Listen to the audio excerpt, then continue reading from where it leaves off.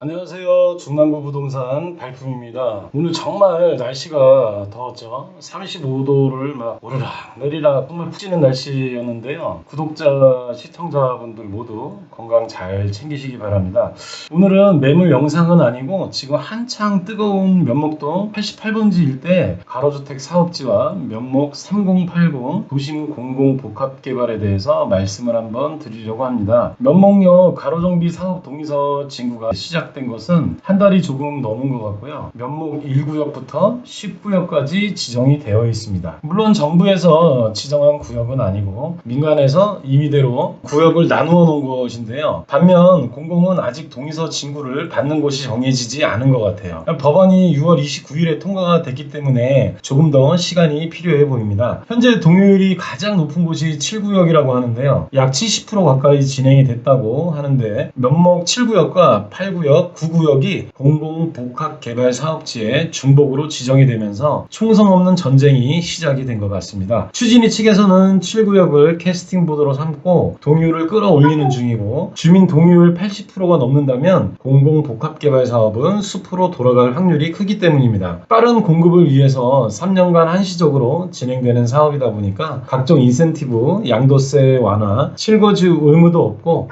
주민들에게 돌아가는 이익이 상당히 많이 있는데 무산이 된다면 조금 아깝다는 생각도 하게 되는데요. 공공사업이 예정이 되어 있는 내용들 중에 메이저 브랜드 건설사 시공에 1100세대 가까운 대단지 아파트 입지 조건도 좋고 무엇보다 입주 예정 기간이 짧다는 게 아주 큰 장점인 것 같습니다. 비슷한 예로 사가정 아이파크도 비록 민영이긴 하였지만 호가가 13억을 지금 넘겼는데 입주 시점에서 프리미엄은 상당할 것 같거든요. 중화동 SK뷰도 15억 정도 예상하고 있는데 면목동은 그 이상은 되지 않을까 싶습니다. 먼저 시작한 공공사업 부지 중에서 비교를 해본다면 중화동 122번지 일대가 있는데요. 설명회 때 받았던 팜플렛의 원주민 분양 가격도 최근에 중화동 122번지 조합원 35평형 가격이 6억 4천에서 8천만 원이었는데 일반 분양 가격은 8억 초반 중반 정도 예상한다고 합니다. 프리미엄 포함하면 여기도 한 15억 이상은 하지 않을까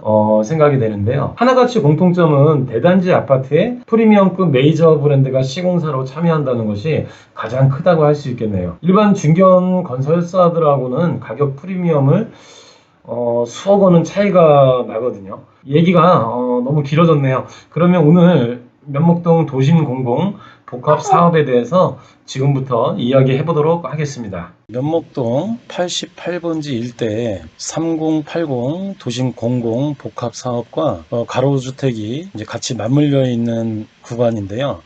그 사업에 대해서 저희 구독자분이 좀 알기 쉽게 설명을 해달라고 하셔서 그 내용에 대해서 간략하게나마 영상으로 말씀 한번 드려보겠습니다. 지금 왼쪽에 보시는 것이 가로주택 1구역부터 10구역까지 되어 있는 곳이고 그 위에 빨간 선으로 그려져 있는 것이 민간 가로주택 7번, 8번, 9번 구역이 같이 공공복합개발지와 같이 맞물려 있는 상황입니다. 오른쪽은 이제 순수하게 공공복합개발로만 이제 이루어지는 필지가 되겠죠. 여기도 가로주택 사업이 좋다, 공공사업이 좋다.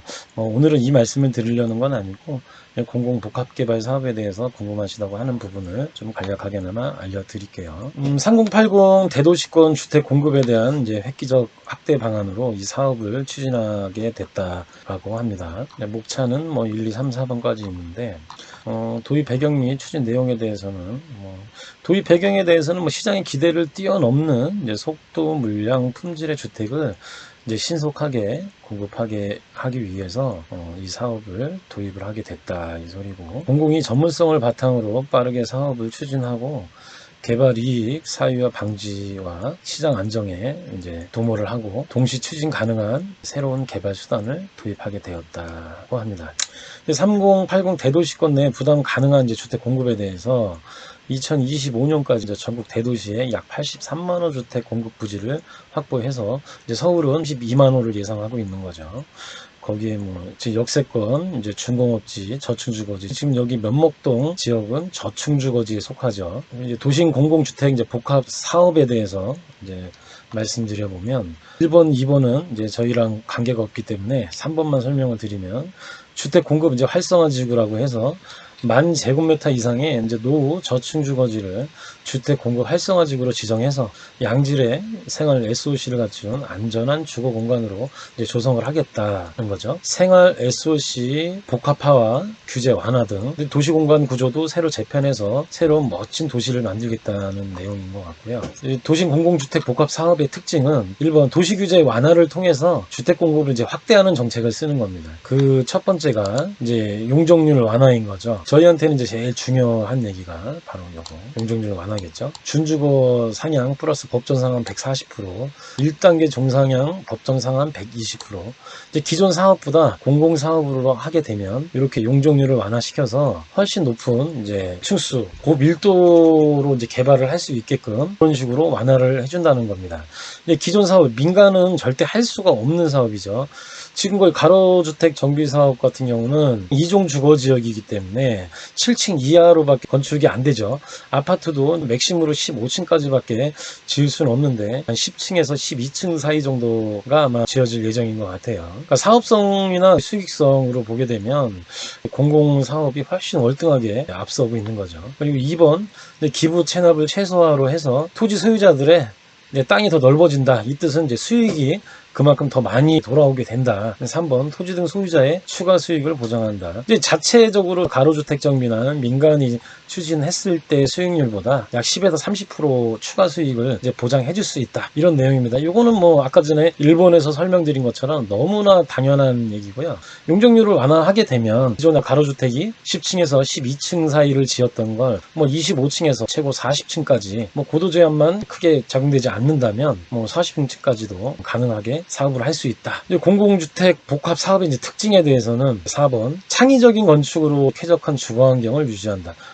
건축 규제를 완화해서 조화롭고 창의적인 건축물로 도시 경관 창출을 가능하게 한다. 다산 신도시도 이제 가보신 분들이 있겠지만 건축물들이 배치도 잘 되어 있고 멋있고 공원도 잘 되어 있고 일단 기본시설 확충들이 잘 되어 있어서 삶의 질이 높아지는 이제 그런 주거 환경을 조성할 수 있다. 거기에 이제 완화 기능 사항 중에 일조권, 뭐 채광 기준, 가로 구역별 높이 기준, 아파트 층수를 얘기하는 거겠죠. 대자연의 이제 공지 기준, 빈 땅을 얘기하는 거죠. 공지, 빈 땅 활용도에 대해서, 그다음에 조경 설치의 의무 기준도 좀 높여서 이제 나무를 많이 심겠다는 거죠. 공원이나 이런 나무를 이제 많이 심어서 쾌적한 환경을 조성하겠다. 이제 5번 공공 주도를 통해서 이제 토지 등 소유자의 다양한 부담을 대폭 경감한다. 우선 분양권, 계약 선물 선납 방식인데 양도세 이연, 양도세도 절세를 해줄 수 있는, 양도세도 완화해줄 수 있는 법이 담겨 있더라고요. 그거는 따로 이제 나중에 설명드리도록 할게요. 특수상황 토지 등 소유자에 대한 이제 맞춤형으로 지원을 해준다. 뒤에 넘어가서 다시 설명을 드릴게요. 6번 신속한 사업 추진이 가능하다. 통합 심의 도입, 공공의 전문성을 바탕으로 신속한 인허가를 추진해서 사업 기간을 단기간에 이런 재개발 사업이 한 10년에서 15년까지 보는데 그 사업을 3분의 1로 대폭 완화해서 5, 6년 이내로 이제 입주까지 할 수 있게끔 한다. 다만 신속한 사업 추진을 위해서 높은 주민들의 동의가 좀 필요하다. 도시 공공주택 이제 복합 사업의 특징은 시공자는 토지 등 소유자가 직접 선택하는 겁니다. 기존 이제 관리 처분 방식을 적용해서 우선 분양 계약을 통해서 자산관리, 이게 신탁 개념인데요. 소유권을 완전하게 우리가 공공한테 넘겨주는 게 아니라 완전하게 신탁 관리 회사, 자산 관리 회사에다가 이제 소유권을 넘겨주고 나중에 아파트가 완공이 되면 다시 소유권을 이제 이전받는 이제 그런 식으로 사업이 진행되는 거예요. 기존 이제 토지주들한테는 이제 우선 분양을 해주고 실수요자들한테는 이제 부담 가능한 주택 공급을 또 해준다. 공공과 토지 등 소유자가 같이 협업하는 이제 그런 사업이다. 이렇게 보시면 될 것 같고. 브랜드 사용, 당연히 시공사, 설계 고급화들 등을 통해서 시공사도 조합원들이 이제 선택할 수 있게끔 이제 그렇게 한다. 사업 리스크, 요거 8번, 이제 공공이 같이 책임을 진다. 중요한 내용이죠. 단독적으로, 민간 같은 경우는 나중에 조합 청산할 때의 문제나 조합장들 비리나 뭐 이런 것들이 원체 많기 때문에 공공이 시행을 하기 때문에 일단 모든 사업비가 투명하게 다 공개가 되겠죠. 그렇다 보면 비리도 찾기 어려울 테고 크게 문제가 될 것 같지는 않다. 문제점을 좀 찾기가 좀 어렵겠죠, 그죠? 그래서 주택시장 환경이나 사업 여건 변화 등을 통해서 장래 이제 발생할 수 있는 미분양 건이나 뭐 분담금 증가 등 다양한 리스크를 공공이 함께 부담하는 형식으로 사업을 진행한다. 9번, 비리 갈등이 없는 투명한 사업이 가능하다. 8번에서 말씀드렸던 내용이 이어지죠. 공공의 직접 시행으로 조합, 시공사 등 비리가 당연히 없어지겠죠. 다양한 이해관계를 조율하고 투명, 신속한 사업이 가능해진다. 도심 공공주택 복합 사업의 이제 특징을 간략하게 설명을 드리면, 왼쪽이 자체개발, 이제 오른쪽이 도심 공공주택 복합 사업이 진행되는 겁니다. 일반 분양과 조합원 분양, 표를 보시면 똑같죠. 일반 분양과 조합원 분양, 공공임대는 자력개발을 통해서 했을 때는 약 15%만, 현행 법규에서는 15%죠. 임대아파트 비율이. 근데 이제 도심 공공주택 복합 사업에서는 용적률을 증가해주는 만큼 공공임대 공공자가가 약 5에서 15%까지 더 늘어나는 거예요. 그 대신 우리가 조합원 분양수는 똑같죠. 조합원 분양수는 그대로고 일반 분양수가 용적률이 증가됐기 때문에 훨씬 많이 늘어나는 효과가 있어요. 그래서 당연히 공공임대의 공공자가 부분이 조금 더 늘어나는 거죠. 일반 분양이나 이런 부분들이 늘어나기 때문에 조합원의 분담금이 더 늘어나거나 하지는 않아요. 그리고 공공임대나 공공자가도 일반 분양을 통해서 충분히 커버가 되는 부분이겠죠. 그러니까 이제 종전 가산가치 분담금 시세 차익이나 부분도 수익금으로 따지고 보면 오히려 자력 개발로 진행을 했을 때보다 이렇게 공공복합 사업으로 했을 때 시세 차익이 훨씬 월등히 높은 걸 알 수 있다. 그래서 추가 수익률을 이제 민간으로 개발했을 때보다 약 10에서 30% 이상까지도 노려볼 수 있다고 보는 것 같습니다. 그다음에 이제 특수 상황, 이제 토지 소유자 및 세입자 지원 방안인데, 토지 소유자는 이제 부담 능력이 없는 이제 실거주자들이 있겠죠. 그럼 추후에 양도 차익을 공공하고 공유하는 방식으로 추가 분담금이 없이 신축 아파트에 입주하는 이 공유형 주택으로도 선택을 할 수가 있다. 아파트 분양가가 5억인데 내가 부담할 수 있는 금액이 1억밖에 안 된다라고 하면 나머지는 공공에서 부담을 한다는 겁니다. 공공에서 부담을 해서 나중에 이제 이 주택을 처분하고 나면 처분 이익이 생기겠죠. 이 처분 이익을 공공과 같이 비율제로 나눠서 갖는다, 이 얘기입니다. 내가 돈이 없어서 이 아파트로 들어갈 실입주금이 부족해서 입주를 못한다. 입주를 못하면 어떻게 다른 지역으로 밀려날 수밖에 없잖아요. 그런 것들을 방지하기 위해서 대책을 만들어 놓은 것 같아요. 참 좋은 법안인 것 같습니다. 전세금 반환이 이제 여력이 없는 집주인들도 있겠죠. 일정한 요건을 이제 충족하는 경우 전세금 반환 대출이 가능한 전용 대출 보증 허그 마련 지원들을 통해서 이주시 전세 임대도 알선해주고 세입자 보증금에 대한 부분도 대출을 통해서 내줄 수 있게끔, 원활하게 이제 이주를 또 시킬 수 있게끔 이렇게 도와준다. 기존의 고령자분들을 위해서, 다가구 주택을 갖고 계셨던 분들은 보통 임대 수입으로 이제 생계를 유지하시는 분들이 많이 있죠. 특별한 이제 사정이 있는 고령자에게는 정기적으로 일정 금액의 배당을 받을 수 있는 리츠 주식 취득 기회를 이제 부여를 통해서 임대 수익으로 50만 원, 100만 원씩 생겼던 부분을 배당을 통해서 다시 그 부분만큼 채울 수 있게끔 해준다는 정책인 거죠. 이 정책이 매력적인 정책인 것 같습니다. 주택 임차인들, 요거 이제 세입자도 지원 방안이 이제 있어야 되겠죠. 세입자에게는 일단 이사비, 거주자가 이제 사업 시행 지구 밖으로 이사를 해야 되는 경우는 주택 연면적 기준에 따라서 이사비, 노인 플러스 차량 운임 플러스 이사비를 이제 지급한다, 이 소리고, 주거 이전비는 예정 지구 지정일 당시 3개월 이전부터 일정 기간 이제 거주한, 쉽게 얘기하면 구역 지정이 되기 3개월 전부터 거주했던 임차인에 대해서만 주거 이전비를 지급한다, 이 소리입니다. 4개월분에 해당하는 약 이제 4개월분이면 내가 이제 내는 임대료 월 평균 가계 지출비를 4개월분에 해당하는 이제 부분을 이전비로 지급을 해주겠다. 근데 임시 거주지 기간 중에는 수도권 공공택지와 개발하는 이제 사업지에서 공급되는 공공 임대주택, 공공 자가주택 임시 거주지로 제공하는 것도 공공에서 검토해주겠다. 이것도 참 좋은 정책이네요. 근데 재정착 공공임대, 건설 후에는 해당 지구에 공급되는 물량의 일부를 재정착 공공임대로 활용해서 우선순위를 정해서 공급을 해준답니다. 이제 사업 제한을 이제 해야 되는데, 사업 제한은 토지 등 소유자, 민간기업, 지자체, 공공기관이 사업구역 개발 컨셉을 마련해서 이제 공공기관에게 자유롭게 사업 제한을 합니다. 요거는 사업 제한은 지정이 되어 있는 거죠. 지정 지구를 제한하고 공공기관이 국토부 또는 시도지사에게 공공기관이 사업의 적정성을 검토해서 국토부에 지구 요청을 이제 합니다. 토지 등 소유자의 동의가 당연히 필요하겠죠. 예정지구 지정 고시를 하고 공식적인 사업 추진을 알리는 거죠. 예정지구가 이제 지정이 되면 1년 이내 토지 등 소유자 3분의 2 이상, 토지 면적 2분의 1 이상의 동의가 필요한 거죠. 그렇게 해서 이제 확정 고시를 하는 겁니다. 그 다음에 토지 등 소유자가 이제 시공사를 선정하게 되죠. 요거는 결론은 이제 선택이에요. LH를 할지, SH를 할지, 아니면 이 편한 세상을 할지, 아이파크를 할지, 프로지오를 할지는 이제 이때 가서 토지 소유자들이 이제 민간 시공사를 선정을 하면 됩니다. 나머지는 뭐 다른 개발 사업들하고 다 똑같죠. 그다음에 이제 착공 및 입주, 유선 공급 동호수를 지정해주고, 나머지 일반 분양, 조합원분을 제한 일반 분양을 이제 실시하고, 사업 제한 이제 입주까지 이제 한 5, 6년 이내로 끝내겠다. 사업 추진 절차에 대해서 한번 비교를 해본 건데, 이런 민간 사업과 이제 도심 공공주택 복합 사업에 대해서 나오는 겁니다. 정비계획을 수립하는데 도심은 정비계획 수립이 없죠. 지구지정 확정 고시를 통해서 사업을 하는 거고, 조합총회, 공공은 없죠. 사업 시행인가, 복합 사업 계획 승인으로 대신하는 거죠. 조합총회, 도심 공공은 없죠. 조합 자체가 없어요. 그 다음에 관리처분인가, 여기도 없죠. 착공은 똑같죠. 사실적으로 여기에서 조합이나 추진위서부터 조합을 설립하고 사업 시행인가 이 받는 부분이 여기에서만 해도 한 몇 년 걸리거든요. 사실상 그런 부분을 다 간소화시켜서 없기 때문에 사업 진행 속도가 굉장히 빠르다. 사업 효과, 이제 4차 선도 후보지가 이제 이렇게 구분돼서 나와 있는데, 민간 재개발로 했을 때보다 당연히 3080 사업이 월등히 높을 수밖에 없죠.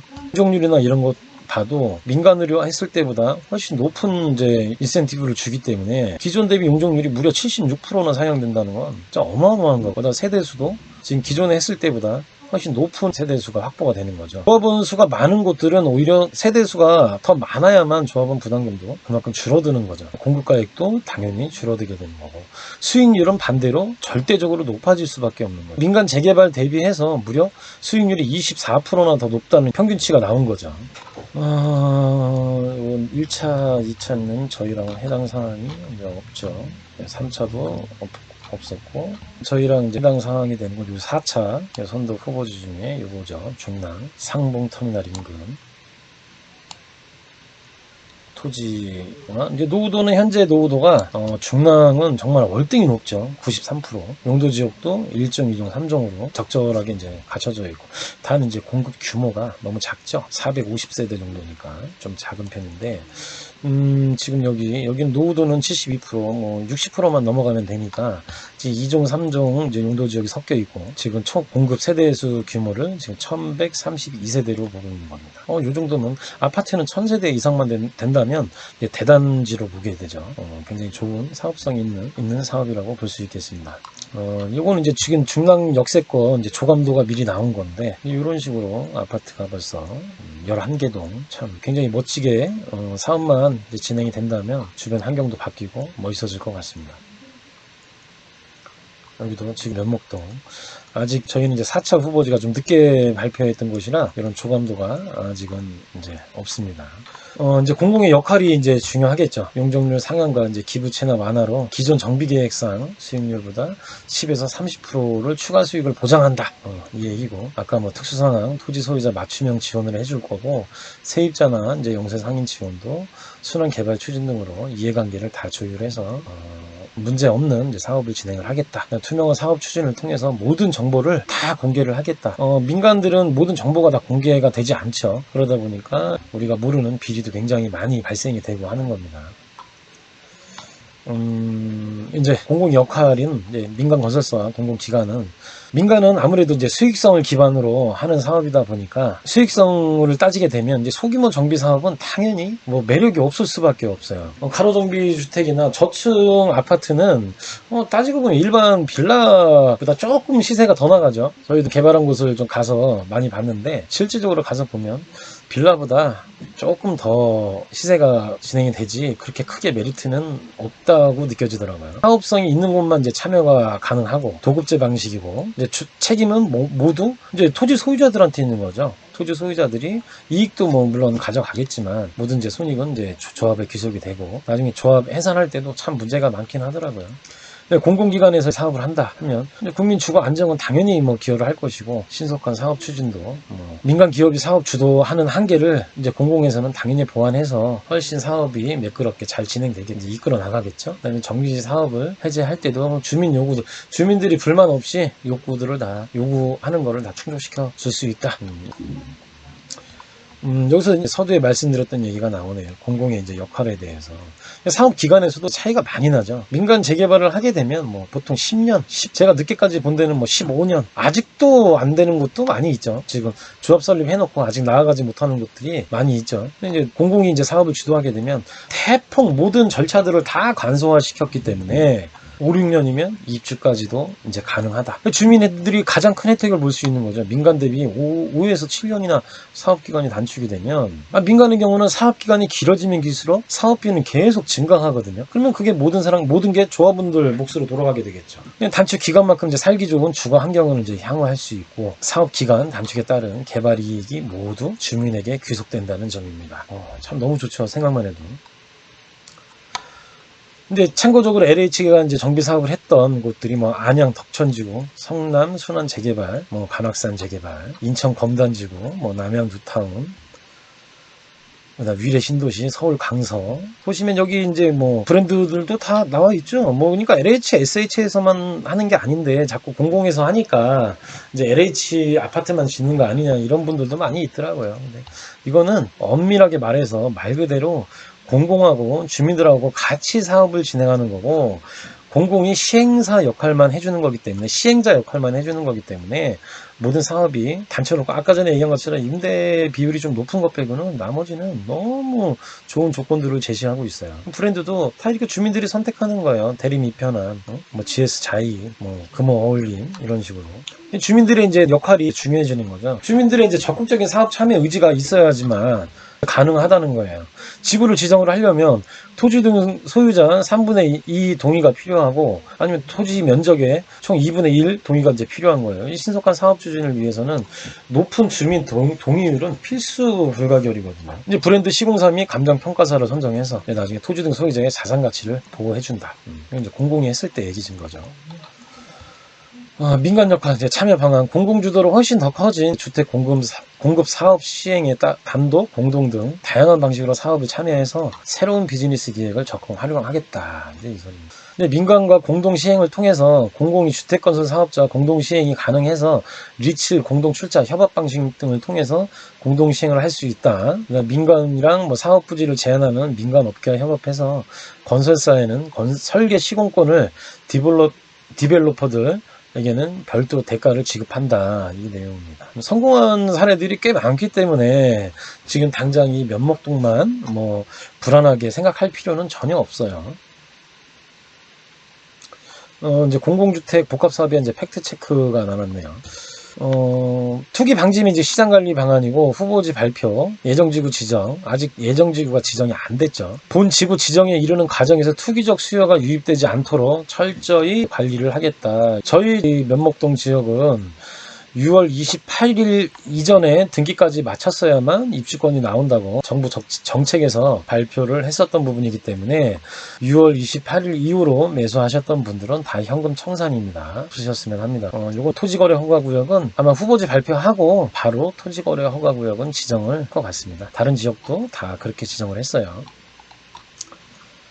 이건 이제 우선 공급 관련에 대해서는 질문인데, 가장 많이 받는 질문들을 따로 뽑아 놓은 것 같아요. 주민들과 사전 협의 없이 일방적으로 후보지를 먼저 선정해서 개발을 추진하는지 알고 싶습니다. 후보지에 대해서 사전에 협의하고 발표할 경우에는 투기 등의 우려가 있을 수 있기 때문에 사업에 대해서 지역 주민들과 충분한 협의를 통해서 진행해 나갈 예정이라고 합니다. 무엇보다 주민들의 동의가 없을 경우에는 사업 추진을 하지 않기로 했다고 합니다. 민간 대비 추가 수익률 보장을 어떤 식으로 이제 할 건지를 물어보셨는데, 용적률 상향 및 기부 체납 비율 완화로 사업의 수익성이 향상이 되면 일반 관리 처분 방식에서 비례율 방식으로 사업 수익을 배분하는 데 비해서 본 사업에서는 우선 공급 가액을 내려서 추가 분담금을 많이 낮춘다는 거예요. 많이 낮추는 효과를 통해서 토지 소유자에게 수익이 골고루 분배가 되도록 하겠다.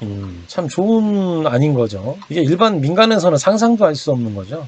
그다음 이제 주택 우선 공급 관련에 대해서 질문이죠. 사업 기간을 어떻게 획기적으로 단축할 수 있나.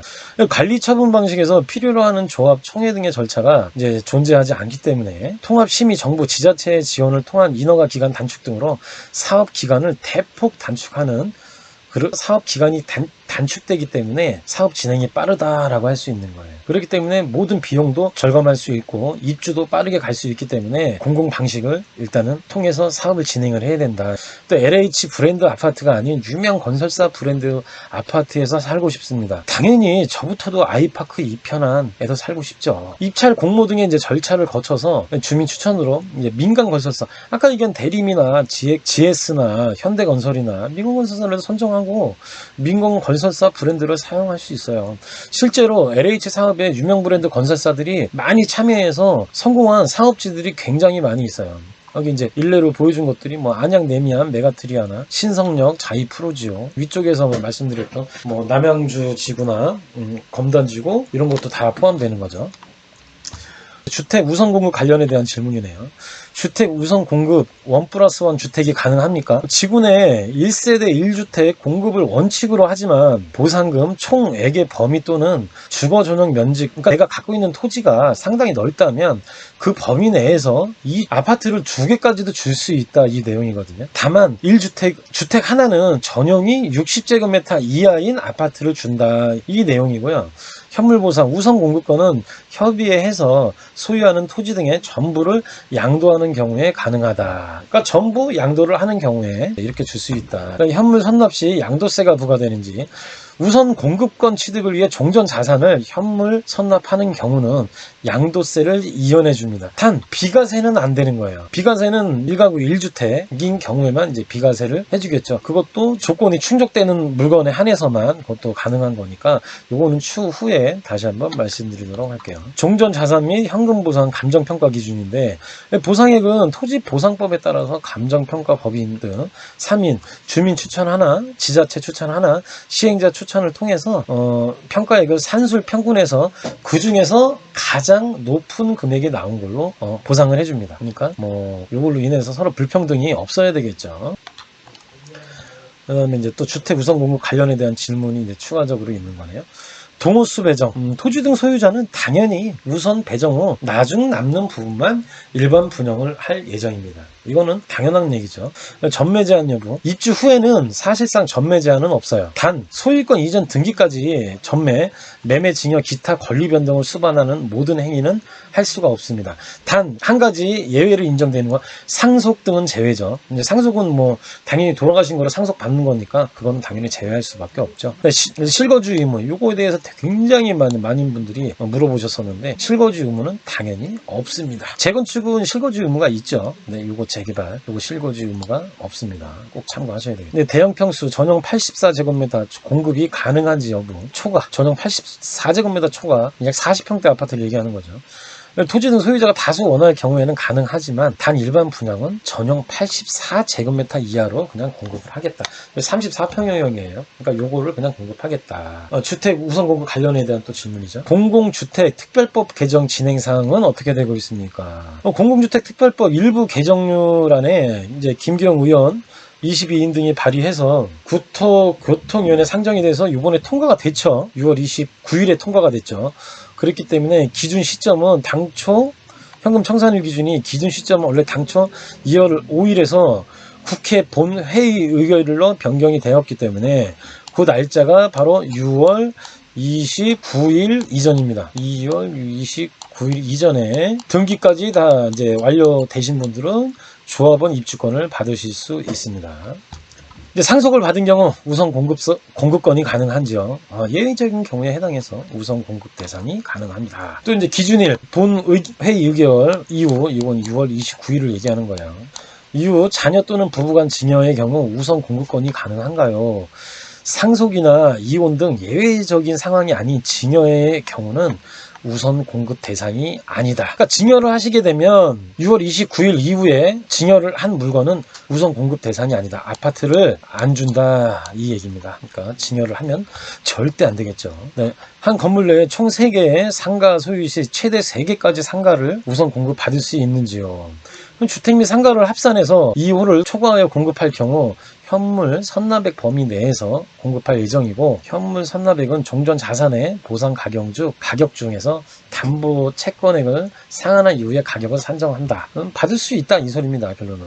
공공 시행 시 주민 의견이 배제되는 것은 아닌지요. 사업 초기부터 주민 협의체를 구성하고 상시 운영해서 민간 시공사 감정평가사 선정을 하고 중요 사항에 당연히 주민 의견을 충분히 반영할 예정이라고 하니까 당연히 주민 의견이 배제되는 것은 있을 수가 없는 거죠.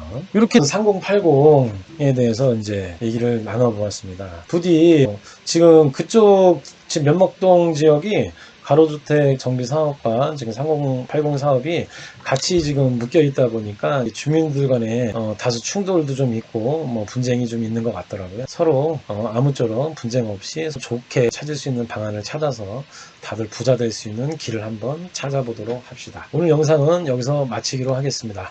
감사합니다.